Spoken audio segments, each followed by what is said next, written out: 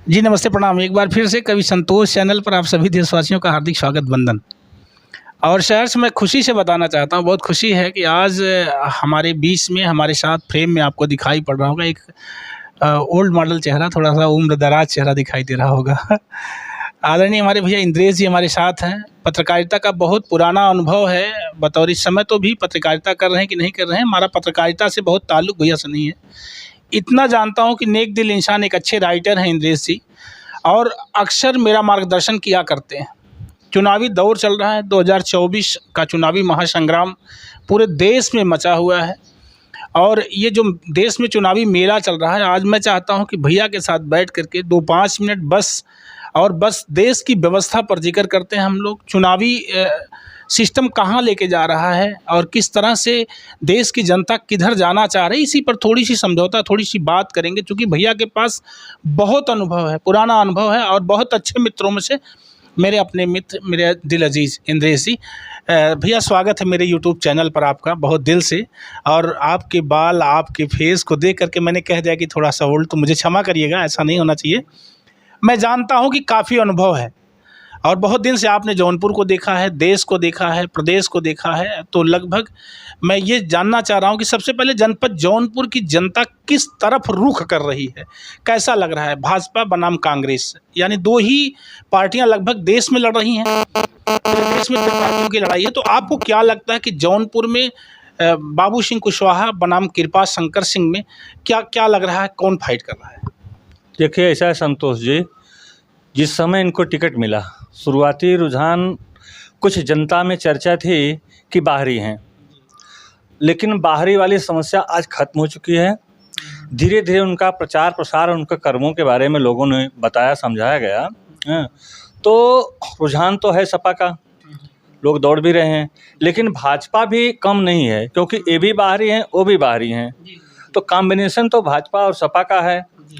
अब अपने अपने तरफ से दोनों पार्टियां रन कर रही हैं, और टिकट देने में अखिलेश जी ने एक काम और किया कि एक सोशल मीडिया के तौर पे इन्होंने एक मौर्य कैंडिडेट उतारा, जबकि अपने ज़िले से यादव मुस्लिम कई लोग लाइन में लगे थे।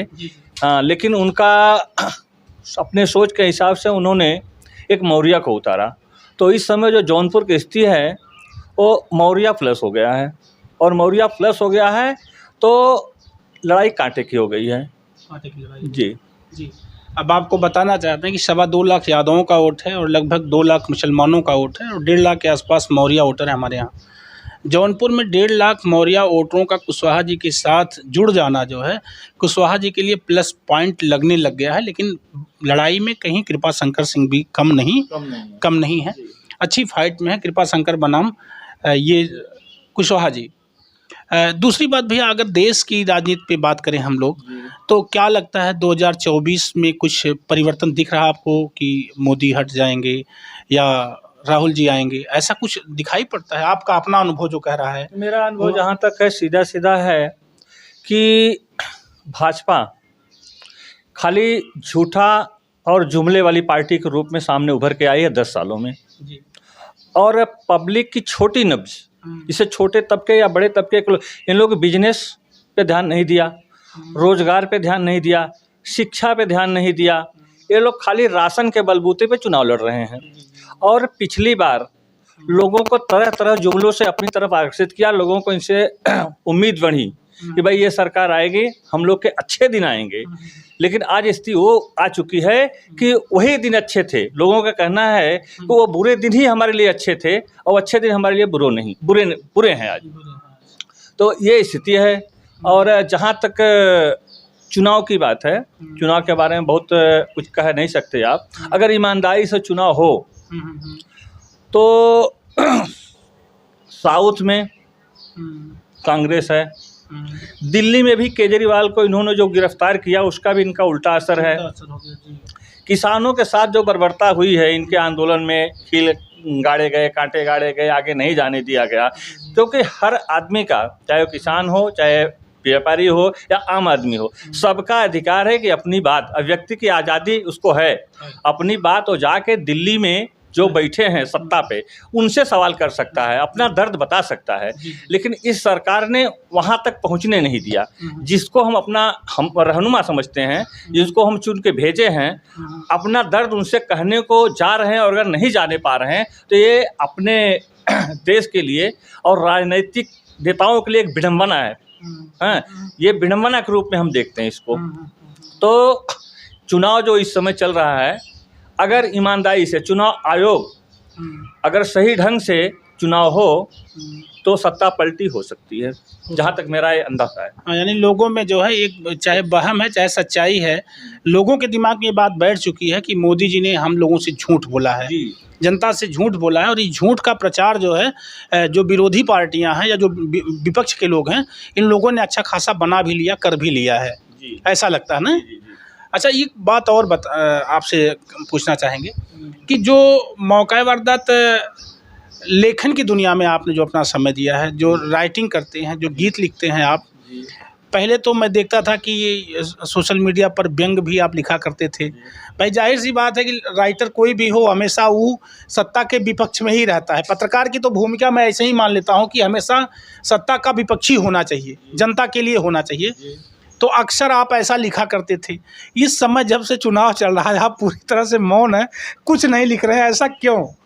देखिए, ऐसा है कि आपने जो ये बात कही कि पत्रकार हो या कवि हो सत्ता के विपक्ष में रहता है, ऐसी बात नहीं है जी।